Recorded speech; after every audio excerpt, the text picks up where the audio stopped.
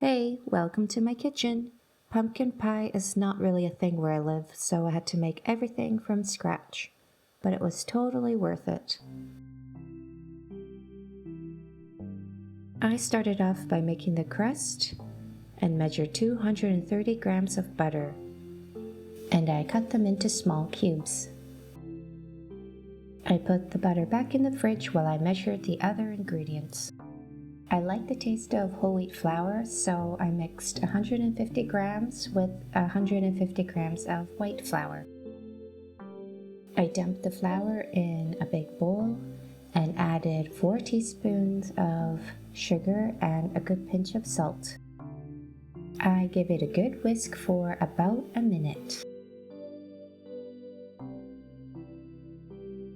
I took the butter out of the fridge and mixed it in with the flour. I incorporated the butter cubes into the flour by flattening them and squishing them between my fingers. This took about 4 minutes. When the butter is nicely incorporated, the dough should have a shaggy texture. I then added about half a cup of ice water. It's best to add water bit by bit so you don't accidentally overwater your dough. Once the dough became sticky, I dumped it onto a clean counter. I collected all the bits together to form a ball. I was a bit worried that my dough was too dry, but it eventually came together.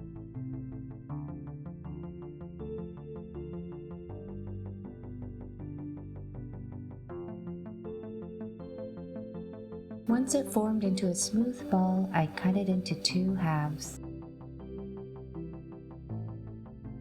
I chilled one dough in the fridge for the pumpkin pie and the other one in the freezer to be used in the future.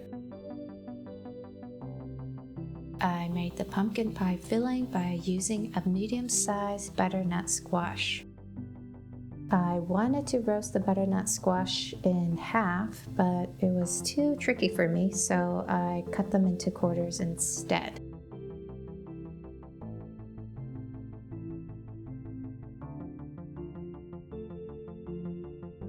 I de-seeded the butternut squash and coated it with some olive oil.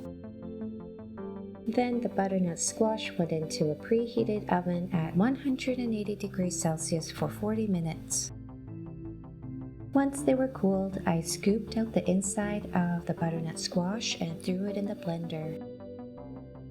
I actually don't recommend this step if you have a basic blender because my blender didn't blend anything. I wanted a filling without any chunky pieces, so I used a fine mesh strainer to get a smoother consistency.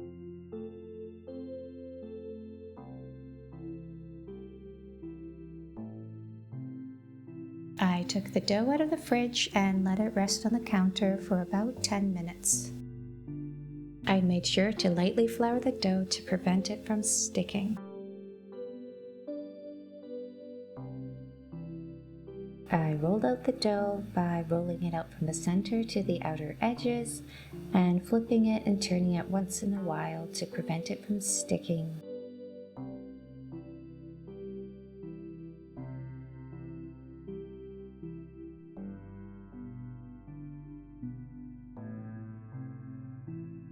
It's also good to double check that the counter is lightly dusted with flour to prevent it from sticking.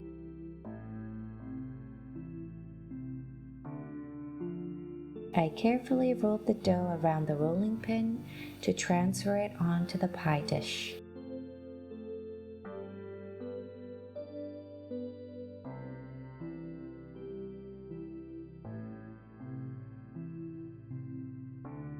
I used my fingers to press the dough into the pie dish.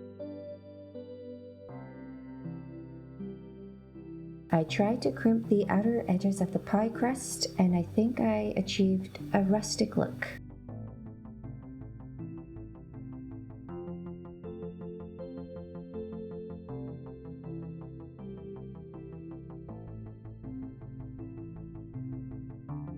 I then prick the bottom with a fork. I then covered it with parchment paper and added pie weights. You can also use dried beans or dried rice to weigh the crust down. Then I par baked the crust for 15 minutes at 180 degrees Celsius. I used the entire butternut squash for the filling, which was just over 2 cups. I added the squash puree in a bowl and added about 1 cup of sweetened condensed milk.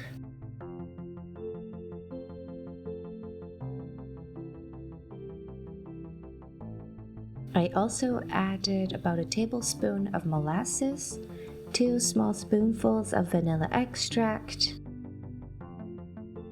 and a spoonful of this porridge spice mix.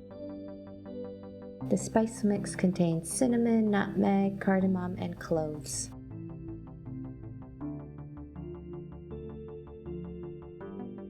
Then I gave it a good mix.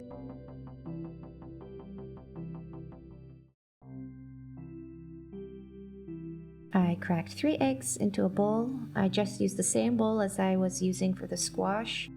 I like to do this to prevent eggshells from going into the filling, and then I get to also whisk it nicely. I also whisked in a generous pinch of salt into the eggs. I then added the egg mixture into the rest of the filling ingredients.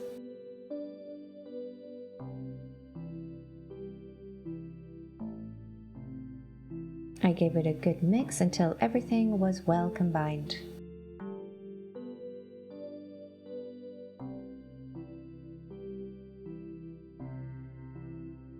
I took the crust out of the oven and removed the pie weights. I popped it back into the oven for another 6 to 7 minutes. I let the pie crust cool and added in the filling. I baked it in a preheated oven at 180 degrees Celsius for about 50 minutes. I let it cool for about an hour with the door slightly ajar. I read that this prevents the top from cracking, and it actually worked. Thanks for watching!